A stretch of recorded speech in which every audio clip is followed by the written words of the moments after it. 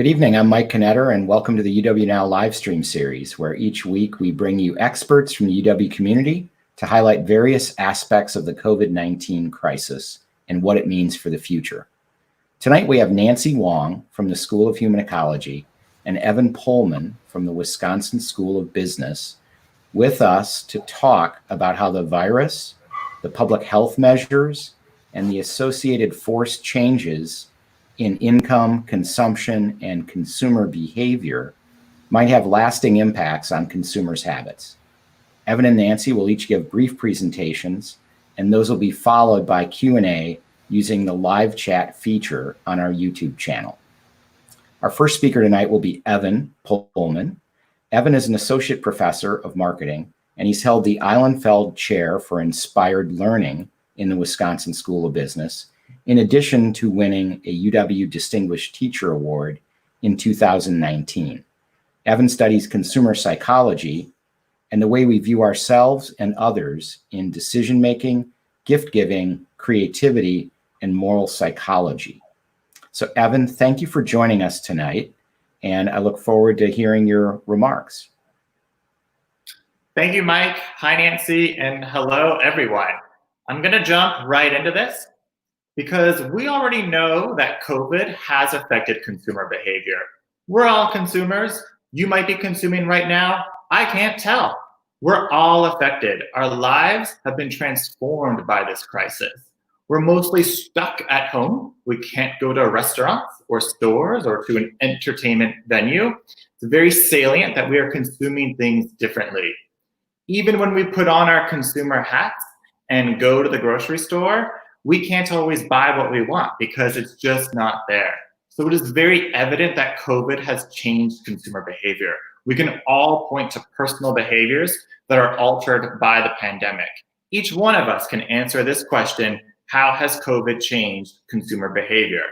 Though, who would have guessed that meal kits from Chick-fil-A would be something that we can buy? That's kind of a neat thing. But I think the connection between COVID and consumer behavior reveals something more. It hints at something fundamental about humans and their curious desires. The reason we are asking this question about consumer behavior and why you might be watching is because you want to know, how are other people's daily lives affected by COVID? What are other people doing to cope? Are they exercising a lot? Are they really baking lots of bread? Are they learning new skills, new languages? We want to know what's normal during this crisis. And it's because we have no script, no playbook on how to handle this crisis. Because of this uncertainty, we look to others. We want to know what other people are doing. Are they stocking up on food? If so, then that's a sign that we should stock up on food. If we go outside and see that few people are wearing masks, then we're less likely to wear masks ourselves. This response that we have, this sort of voyeuristic curiosity about others, is supported by long-standing research in social psychology.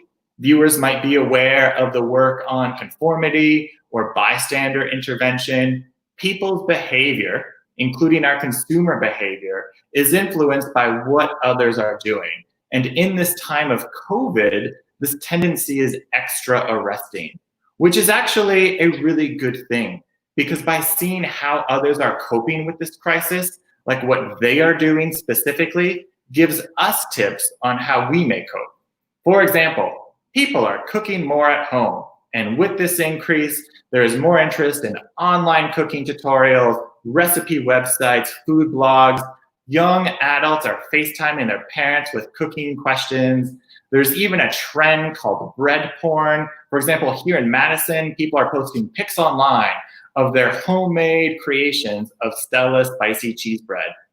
In addition, on Amazon, cookbooks are rarely bestsellers, but they are popping up on best-selling lists. And this is a healthy trend, because people who cook meals at home eat more healthy and they consume fewer calories. But this isn't the whole story. Are consumers healthier during the pandemic? Probably not.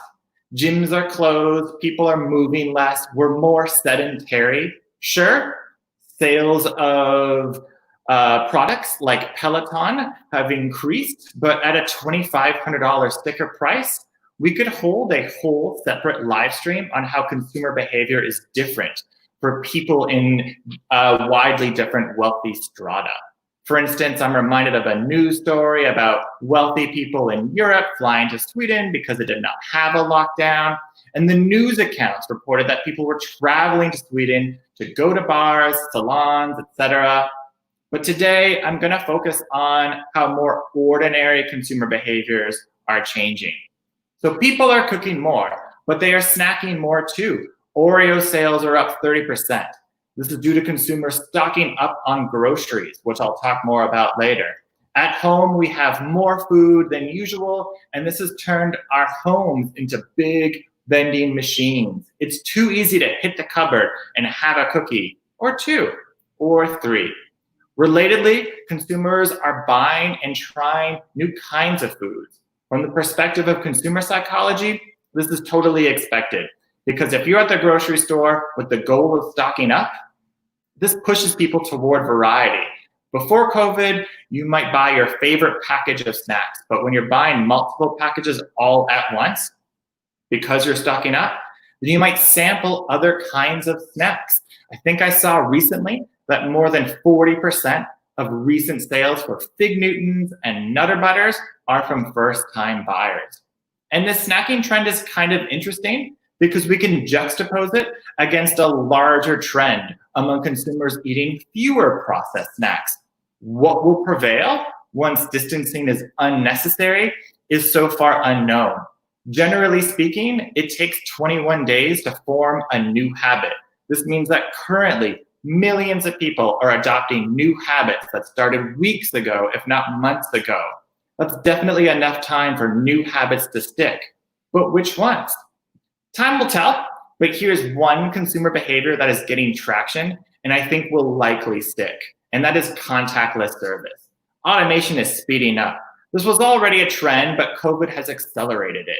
In Madison on the square, the Starbucks closed, and I think the plan is that it will reopen as a contactless pickup-only store. You'll order a coffee on an app and pick it up. The odds of interacting with an employee ever could be null. In some instances, this contactless service could be kind of fun because firms have to manage their customer traffic these days. Some places, like Working Draft here in Madison, which is a brewery, have lotteries that you can win and receive the prize of picking up your beer. It's a fun idea. It makes the beer seem extra valuable. It's something that you can acquire only if you win a lottery. It makes the purchase more intriguing, which is fun. I doubt the lottery system will last. It's actually already gone. But I think places that did not originally allow for pickup will maintain this option going forward. And for some places, this is a win-win for consumers and firms.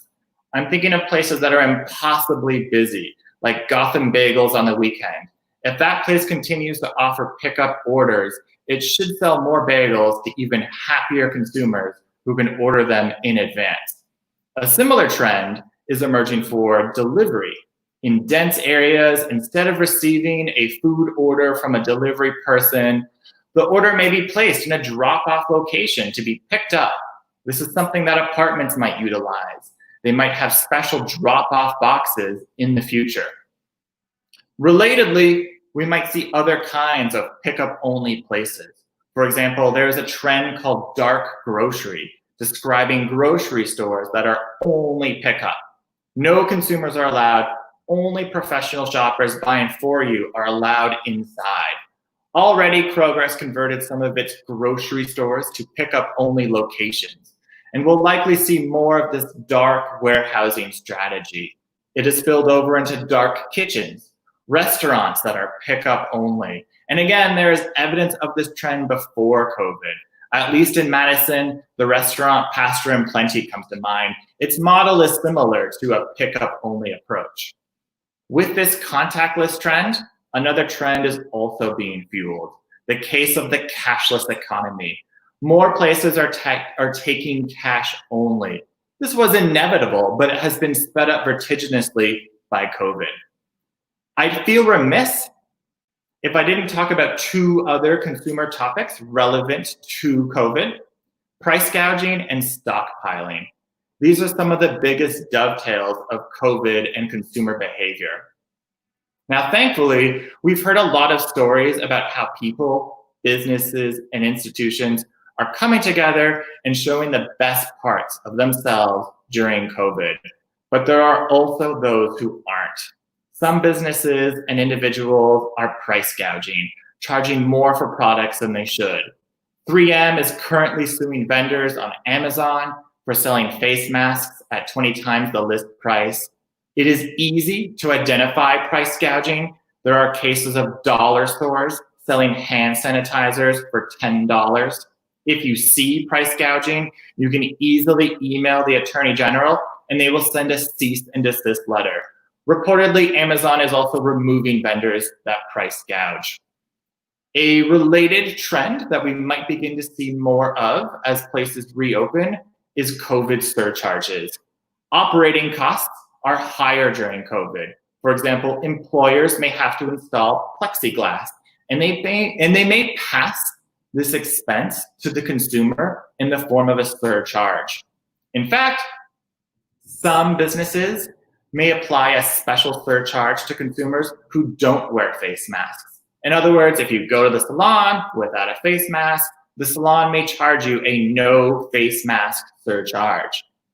Besides that this could be illegal, the psychology on the subject would suggest that a better way to encourage people to wear face masks is not through surcharges, but through discounts, akin to bringing your own reusable coffee mug to wherever you buy coffee, you might receive a discount. The same idea could apply to bringing your own face mask. In stores, still today, we see stockouts and empty shelves and order limits. What we know from research is that product unavailability or uncertainty about when we can acquire a product makes people feel anxious. But we are seeing a shift from consumers stocking up on the fundamentals like toilet paper and more towards what might be called comfort shopping as opposed to panic shopping. For some people, it's escapism or boredom from staying at home. For instance, sales of video games are up 52% and puzzles are up 370%. In terms of research, we're still far away from understanding this special crisis-laden consumer behavior. We don't have too many other recent examples aside from maybe 9/11. In October, after 9/11, there was a 7% increase in retail sales. This past May, we saw an 18% increase in sales, considerably more. And this is due to what is called pent-up demand, which is sometimes ambiguously referred to as revenge shopping, which is to say that some shoppers, some consumers, they want to go out and do some things that they've been denied. And some products are more popular than others at this time. Over the crisis, purchases like groceries, home improvement, arts and crafts, and alcohol have been common. Less so for clothing purchases. Apparel still has a long way to go before it gets back to last year's sales levels. Unfortunately, small businesses have suffered a lot, so have malls and movie theaters. I'm not sure if we'll see a V-shaped recovery for these kinds of places that are more social. Because of online shopping, retailers could bounce back, but there's apprehension among older consumers who will be cautious before going out to more crowded places. We do know that some personality traits are related to some of the panic shopping trends. A widely used personality scale is Hexaco. It measures honesty, emotionality, extroversion, agreeableness, conscientiousness, and openness to experience. And researchers have found that the emotionality trait is related to panic buying. This makes sense because emotionality is related with feeling more fear and more anxiety. Perhaps more surprising, conscientiousness is also related to panic buying. Possibly because conscientious people are likely to organize their time better. They like to plan their toilet paper needs well into the future. In addition, research shows that older people are more likely to stockpile, as are Americans compared with Europeans. I've done a little research myself on social distancing. In my overall research, I look at how people make sense of other people's consumer behaviors and decisions people make for others. For example, during this crisis, I have been working on a project that is about beliefs of how well products work. And I found that people believe that products work better for others. For example, people think that using cosmetics will have a greater effect on others than on themselves.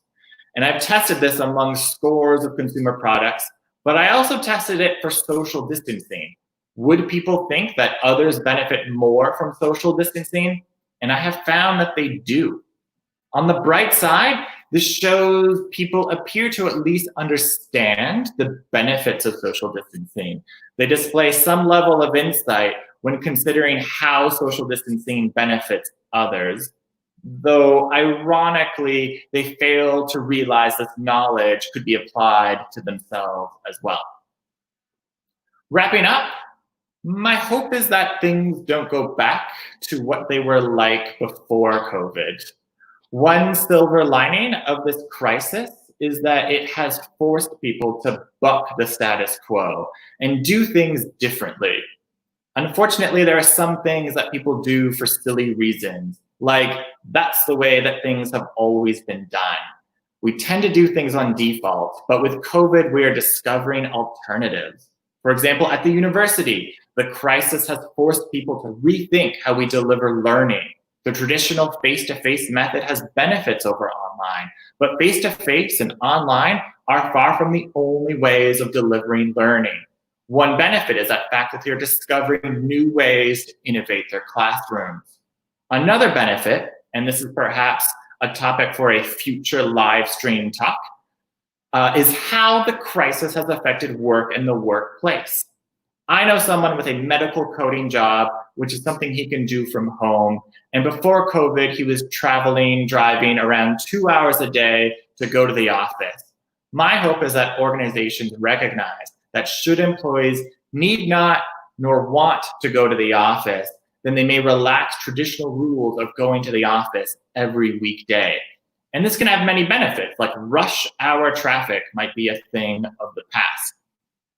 Finally, returning to the topic of today's discussion, I hope consumer behavior remains changed. For example, when it comes to climate change, consumer decisions have a real effect on warming the planet. In particular, how much people fly. During this pandemic, if the airline stocks are any indication, then people are flying less. And if they are traveling for leisure, then they are traveling by car more locally. And this is a really good thing. People are often surprised by how much basic plane travel contributes to global warming. One transatlantic return flight produces as much CO2 as your house does in a whole year. So I hope this particular traveling trend continues. Maybe people will take fewer long-haul trips and be more creative with where they travel and how they travel, which will be a good thing for climate change. So despite some consumer setbacks to COVID, there are also some potentially good things to come out of this crisis. I'm gonna end here because I'm probably over my time, and that's because with COVID, it's hard to keep track of time. Thank you. Thank you, Evan. I'm sure that's going to generate a lot of questions from our audience tonight, and it's certainly going to generate questions from me. So I look forward to asking you a few. But before I do, I want to bring on our next guest, Nancy Wong. Nancy is a professor, the chair of the Department of Consumer Science, and holds the Coles Retail Chair in Innovation in the School of Human Ecology. Nancy's been recognized for excellence in research and teaching, including, among other things, having one of the most cited papers in the Journal of Consumer Research, a publication back from 2009 that explored materialism and brand connection. Her work explores how cultural values and circumstances influence emotions, preferences, consumer decisions, and some behaviors as well. And that's really going to be the subject of her remarks tonight. And I would also note we're on a hot streak. Last week, we had our first Michigan man on the show, a Michigan degree holder, something I don't do lightly. And Nancy is our first Michigan woman on the show. So Nancy, great to see you. Thanks for joining us. Take it away. Thank you so much, Mike, for the nice introduction. And I have to admit that I'm a Wolverine lost in Badgerland, but I've been here for 10 years, so I think I'm getting acclimated to this. Yes, the topic of my discussion tonight is about COVID-19, and in this case, health as a social responsibility. What prompted me to say this is I would like to introduce, I think, the next quote, which is, you may be done with COVID-19, but it is not done with you. I am not very sure of the source of this particular comment, but I think it has been related to me as coming from Dr. Fauci in a recent interview. And I would like to use that as a starting point because, again, this is a very natural, I think, human behavior that as we emerge after this 14 or 15 weeks of social isolation and sheltering at home, most of us are emerging out of these phases of reopening to normal life, fairly shell-shocked and also perhaps not really paying as much attention and taking the care to continue our social distancing. So it is this aspect of the behavior that I would like to sort of focus on and what would be the implications of that. So next slide, please. So why is it so difficult for people to understand, I guess, the risks that they are potentially exposed to by not following, I think, the health communications coming from various organizations, as well as the risk that they may be actually subjecting others to. So I think I would like to sort of like bring it back a little bit to, I guess, what underlies, I think, the belief models that underlies all public health communications in this country and in many other sort of the medical model of how we consume medical services. The next slide, please. The current health belief model really comes from a very individual-based idea of how we need to stay healthy, because I think naturally, I think it stands to reason that so much of our personal health is really based on individual actions. You know, I think we are used to being given the advice about eating the right diet, exercising, getting plenty of rest, and perhaps practice mindfulness meditations, and of course maintaining social ties. So this almost goes against everything that we have been doing based on what Evans has been telling us about how, you know, some of the habits that have been acquired during this particular sheltering in place certainly have contributed to either actually encourage us to do more of that and perhaps less of that. And why this particular model and belief has been in some ways ill-suited for the current, I think, situation that we are faced with. I think it has to do with the changes in our current environment with increasing globalization, and what this pandemic has made apparent, patently clear in terms of how much interconnected we are to the rest of the world, both in terms of business supply chain networks, our travels, whether it is for business or personal reasons, and even the services that we are in the business of providing here at UW in terms of educational services for us, some of us teaching overseas, and more importantly for international students coming here to this country. And more recently, I think I've just read this article about how more students are now staying in state because, again, as an outcome of the current situation that we are faced with, that students are reminded that they need to stay closer to home. So there are lots of, I think, impact on everything everyday behavior from many things that we may not even consider in general. So, however, our beliefs in terms of what makes us healthy or what could potentially sicken us has remained at this individual level, and it doesn't reflect the social nature of our day-to-day life. And hence, as I think most psychologists would know that, and sociologists, that human behavior are slow to change. So naturally speaking, understanding and behaviors in terms of what would actually keep us healthy and what would actually make us at risk has not kept up with the current changes and situations. Next slide, please. And because of this health belief model, we tend to practice what we call a product-centric individual choice when it comes to our health, consumption of health and medical services. If you have a headache, take a painkiller. And if you can't sleep, take a sleeping aid. And if you feel depressed, take an antidepressant. So we have just about every imaginable medications and medical devices and services that we use to actually manage our health problems. But oftentimes they don't really solve the underlying problems, and it also actually help engender and cultivate a particular mindset that there should always be a medical solution for every illnesses that we experience. So now, given that we are faced with a novel coronavirus, that help may not be coming quite as quickly as we are accustomed to expecting. So that requires some changes in our current behavior.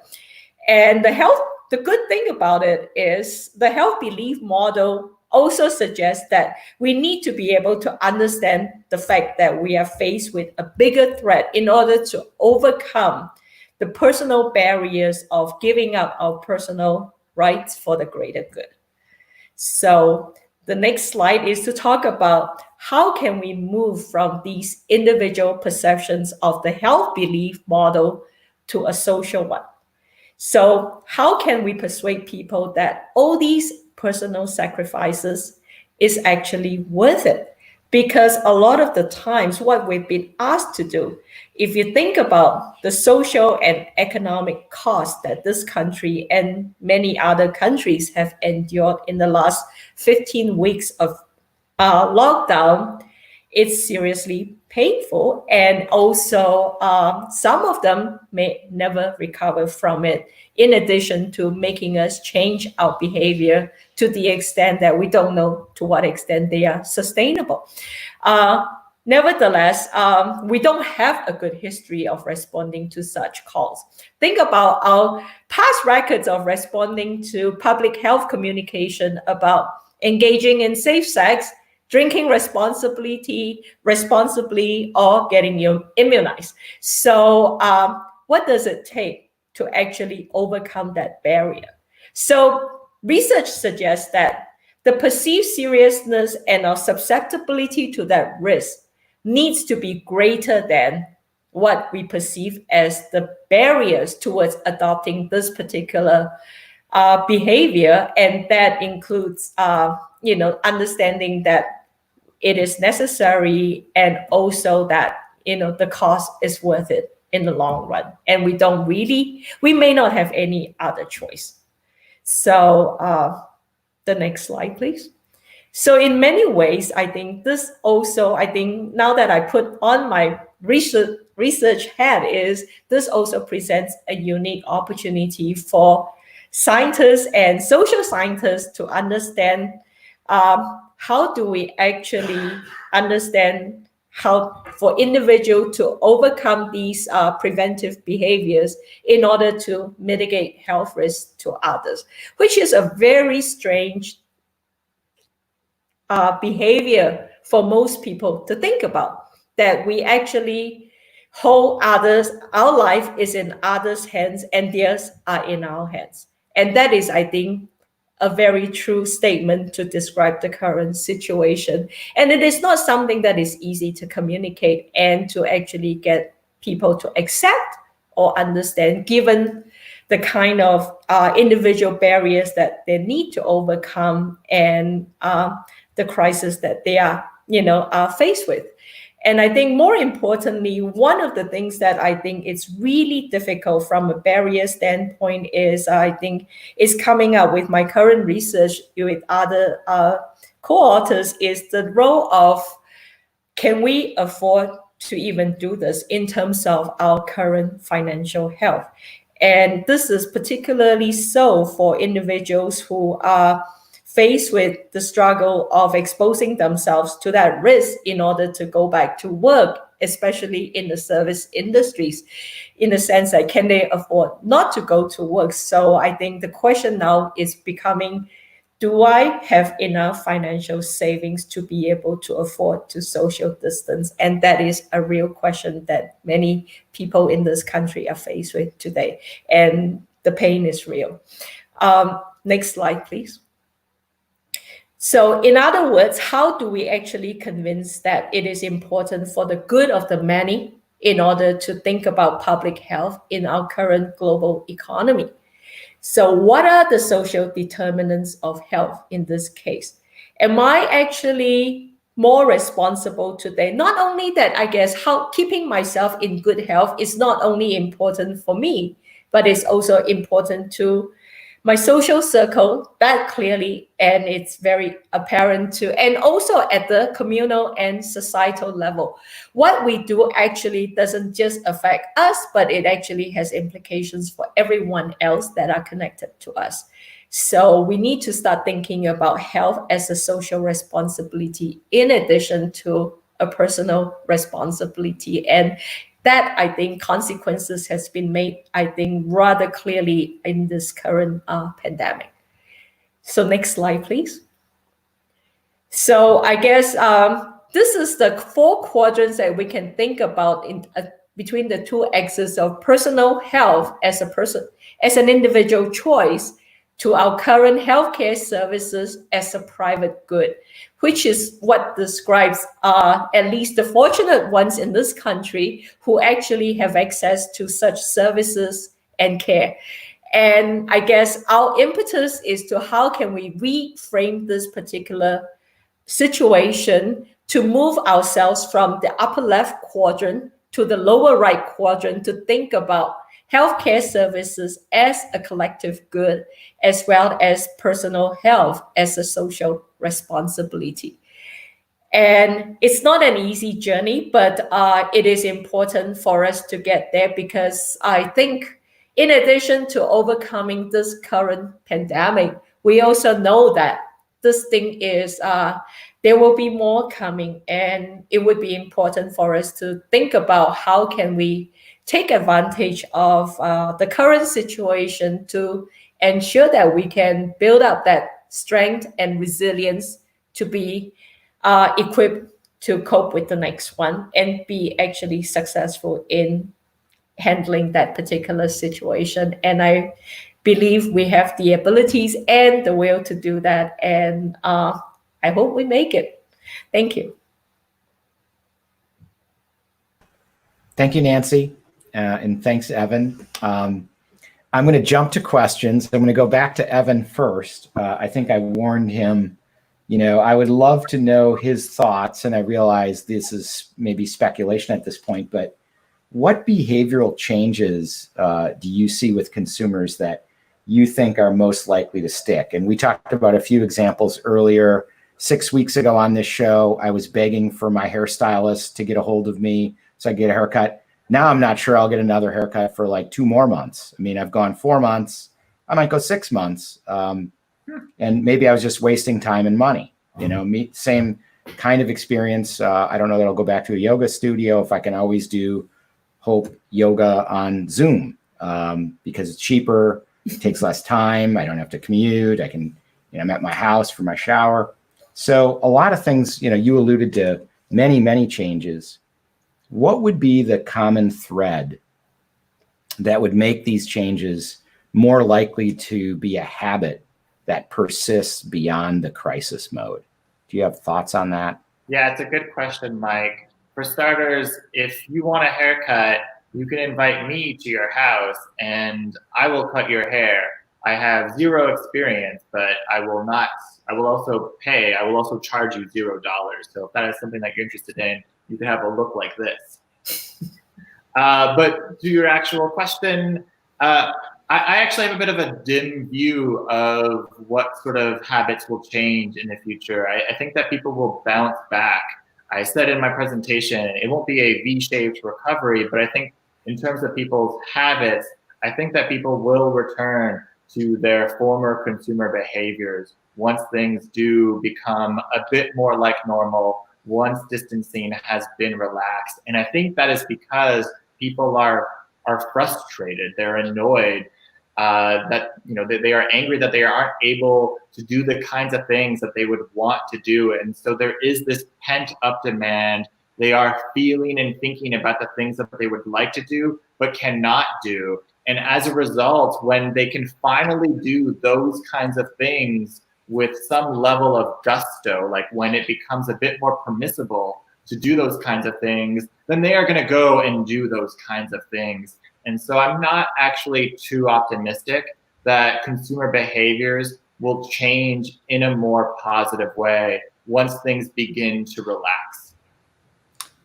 What about, and you alluded to this earlier as well, there's been a lot of forced innovation by companies in how they deliver products. And you mentioned work from home, for example.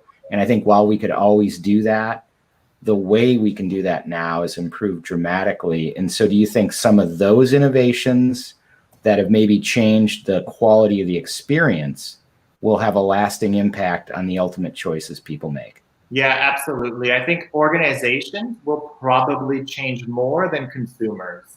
Organizations are probably realizing that it's not so bad if employees are working from home. I think there might have been a cynical attitude that employees, they have to go to the workplace because that's how you can ensure that employees are working well.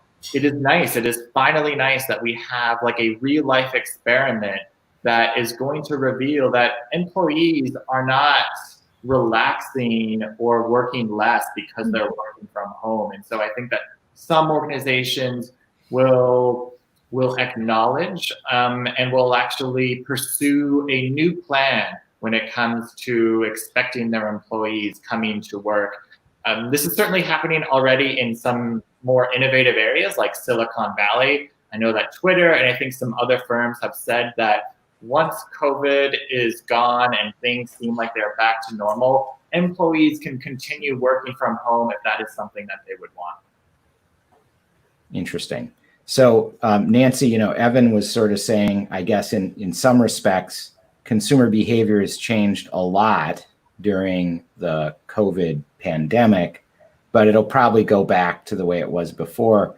You were kind of suggesting, in a way, our consumer behavior or our behavior in the health space hasn't changed as much as you would like to see it change.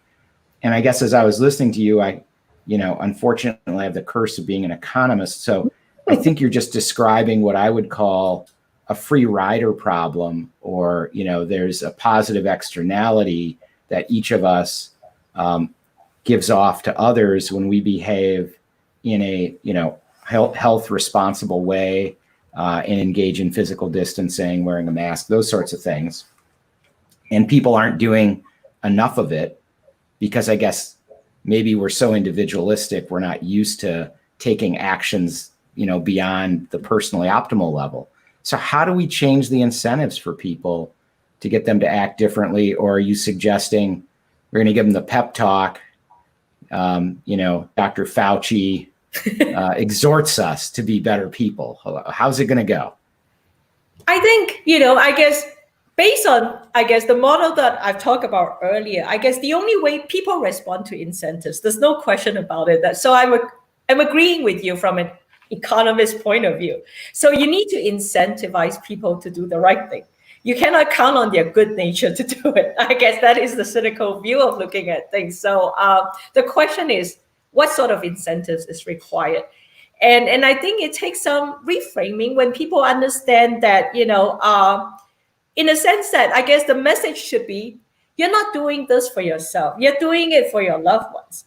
I guess people would respond to, and I think they need to understand that by their not following these pleas from the public health officials, they are not necessarily endangering themselves, but they are endangering people that they care about. And I think that is the part that we need to actually communicate and get across. You're not doing it for yourself. You're doing it for others. And I think that is perhaps the important, message that we would like to reframe people to think about.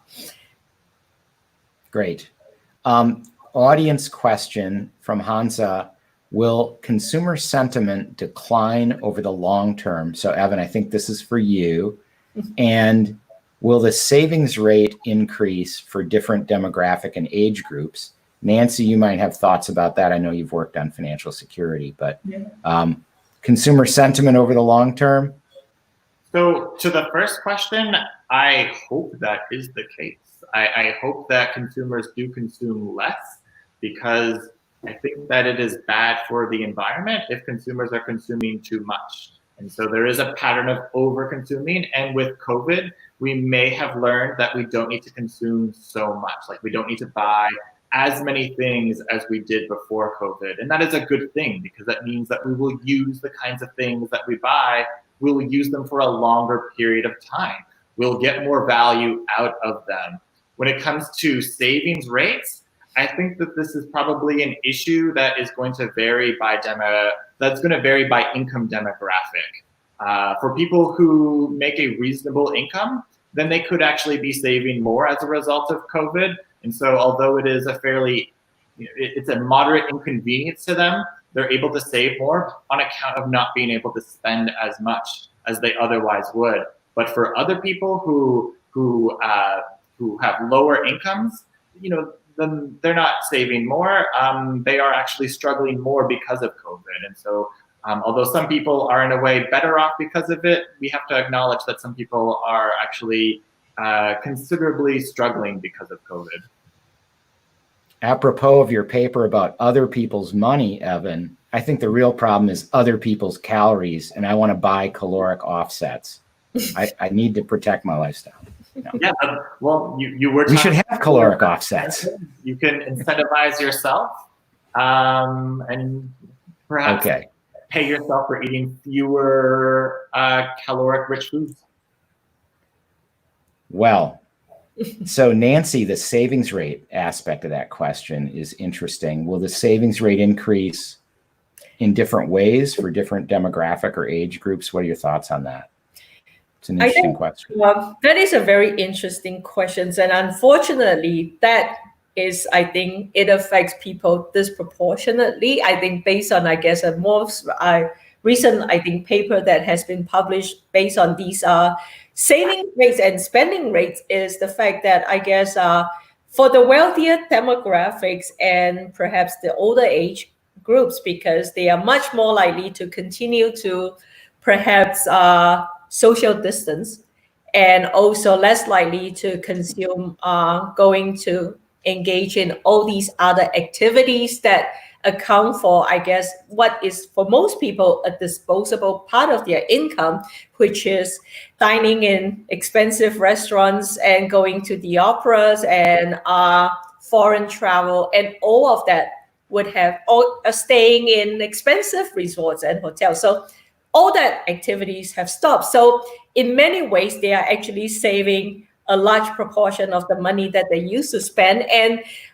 most of the demographic would continue to consume, the typical things that we need to sustain ourselves in terms of food and entertainment at home, and maybe exercising and various other things. But I think a disproportionate level of so-called bespoke and expensive services have all, been devastated, because I think this is the segment of the economy that inadvertently end up saving for money that they don't really need to save.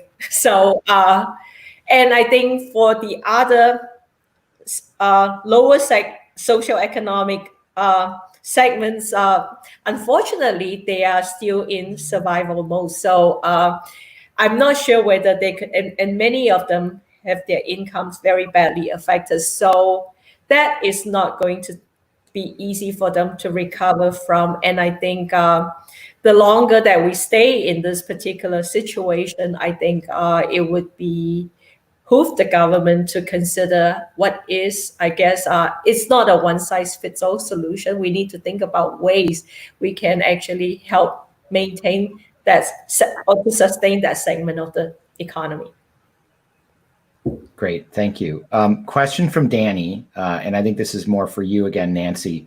Are there historical examples that we could draw upon to convince people to take action for the good of many? So what are some of the examples where that was successful in a time of crisis maybe? And, you know, efforts, Danny says efforts thus far in the pandemic don't seem to have worked. You know, I mean, they've worked to some extent.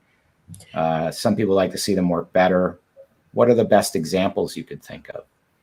I like to think about, I guess, the comparison, maybe not so much historical example. I think what feels to me a very cultural response to the current pandemic is to compare Sweden to Japan, as in the two classic examples of how it's a classic individualist versus a collectivist society would view how their personal actions could have an impact to the societal good from that standpoint. And I find it remarkable that these two countries, in many ways, actually never impose a social sort of sheltering in place. Neither countries have actually done a lockdown, but they experience vastly different outcomes. And I think it's the culture in Japan to actually have very, very strong social norms to actually be willing to restrain individual behavior for the greater good. And I think it comes from recognizing that that is a common enemy that we are faced with. And the only way for us to succeed or to cope with it is to work together. And that requires sacrifices from the individual.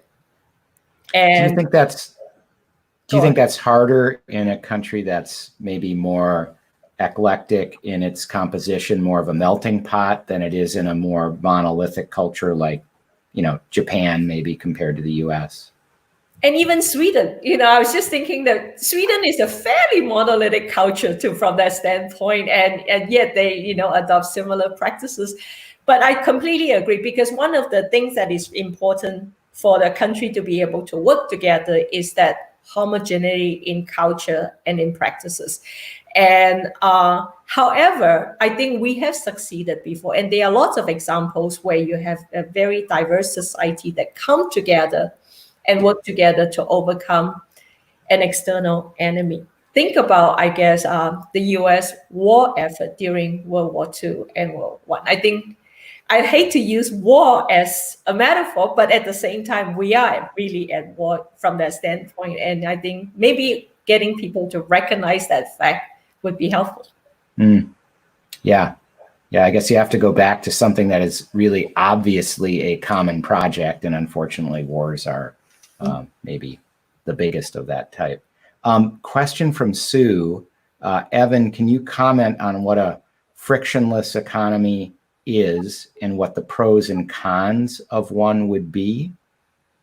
So I'm assuming that a frictionless economy is like a contactless economy, one where the economy is also cashless.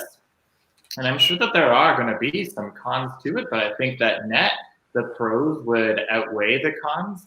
I think that it generates a new channel for organizations, ones that they may not have investigated enough, such that if we take a restaurant as an example, a restaurant might do most of its business in person, but if they do some sort of contactless version now, then they might be able to generate even more revenue for themselves.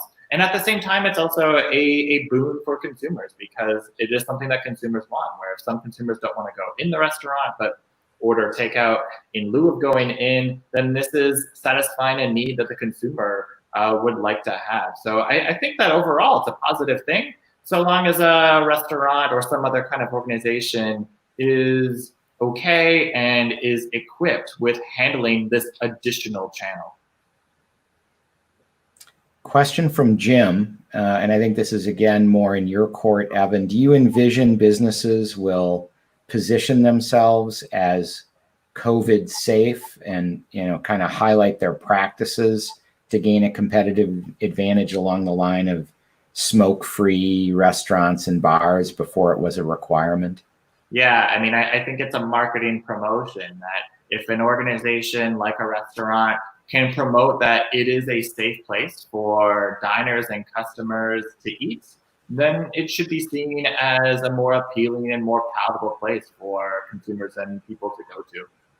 I don't know if it will last, just because it seems very relevant to COVID, that I think that once things have subsided, then I don't know if there would be a big benefit to a restaurant or an organization that is promoting these COVID safe values.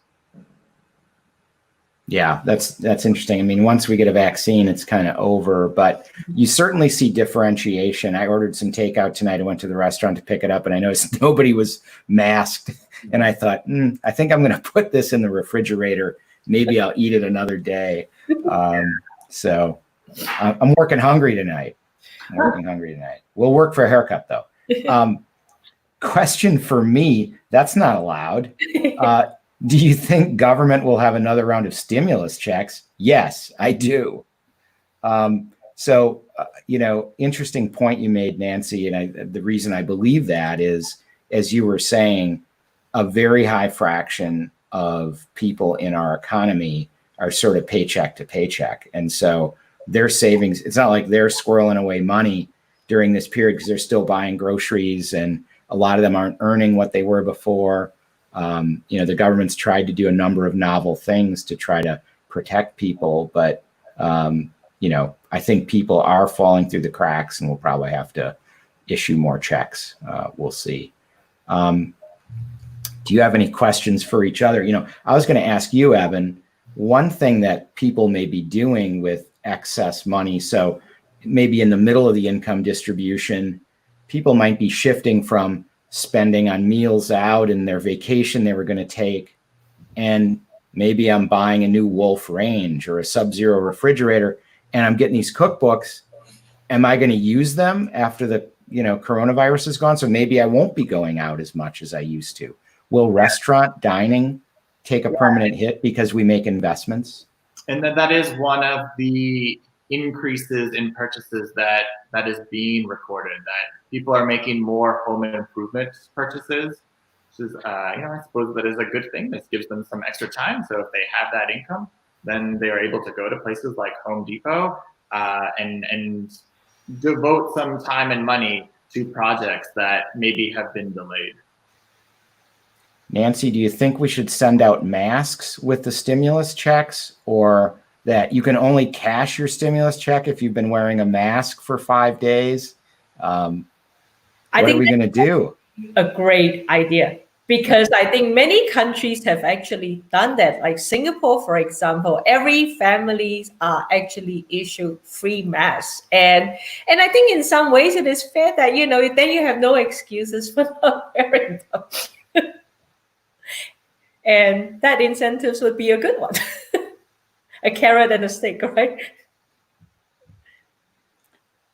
Do you think offices will de-densify in the long run, or will they buy protective equipment like plexiglass? What do you think about that, Evan? I think they'll de-densify. In the short run, plexiglass is something that they are installing, but larger organizations, I think, at least I hope, will understand that maybe it is less than necessary that their employees come to the office every weekday. And so they may be a little bit more lax on traditional rules that would, you know, ordinarily prescribe workers to go to the workplace every single weekday. So I think we are maybe closer because of COVID in an accelerated sense to having like a 3-day weekend because organizations may understand that it is okay if employees want to work less from the workplace. So one of the provocateurs from your profession, Evan, is a guy at NYU, and I think you spent some time there. Is that true? Yeah. So Scott Galloway has been talking about the higher ed industry, and he's kind of on the record as suggesting he thinks as much as almost half of the 4-year degree granting institutions could be gone in 5 years, or maybe he's a little bit accelerating what could happen, but you're probably familiar with some of his positions on that. Others have said similar things directionally.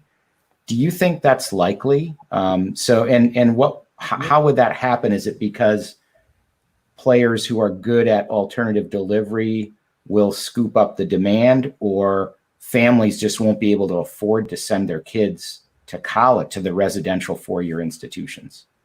Yeah, I think it has to do with a respect for remote learning that I think it was always a 4-letter word. It was always a little bit of an insult. Remote learning was associated with a type of college that was less prestigious. But I think that is changing, especially because of COVID. And there are online platforms that can deliver learning in a very effective way. And I think this is going to claw into especially regional colleges, because before the benefit of going to regional college was that it was close, it was convenient. Online learning is even more convenient. Nancy, do you have thoughts about where alternative delivery will go? And in particular, say at UW, will it be a big part of the mix for us beyond the COVID period? I think we are already moving in that direction, not necessarily as a substitution for, I think, in-person learning, but as an alternative to reach a different, I think, segment of the population where I think in-person education is not possible. So I guess the longer term implications of what is happening, I think part of my fear is that I think it will go away and it will not. In the sense that, because if we look at education purely as a curriculum-driven product, then perhaps online learning or remote learning is going to take away, I think, half of the market for, I think, traditional, I think, educational services that we provide for our students. But I think one could also think about having that freshman experience in person in the campus. I think there is really no substitution for that in terms of the social element of what that would provide. But I guess as a result of, I think, the current situation, I hope that it is not going to be long lasting, is I sense that we might go into a 2-tier system again, as in many other situations, such that for the segment of the students who cannot afford to go to in-person education services, they would migrate towards the online platform where they actually obtain the skill sets and the training that they need for their next job. And I guess then access to in-person education services would once again become only accessible to people who actually have the resources to afford that. So I would hate to see that going to that 2-tier system. Yes, although, to some extent, budget constraints are real, and maybe that 2-tier system actually would be better for more people too. It might allow more people opportunities that, they don't have in the current model. So it'll be interesting to see how that plays out. I don't think anyone thinks that the research university is going away. And research universities, kind of by definition, I think part of what we market is that in-person experience and the opportunity to work with people who are breaking ground on new knowledge in real time. That's not happening at a lot of these institutions that I think are at threat. So be interesting to see how that plays out. But I just want to thank both of you for taking your time to be with us this evening. Wonderful presentations, Great Q&A. Really enjoyed talking with both of you, and I hope we can do this again sometime.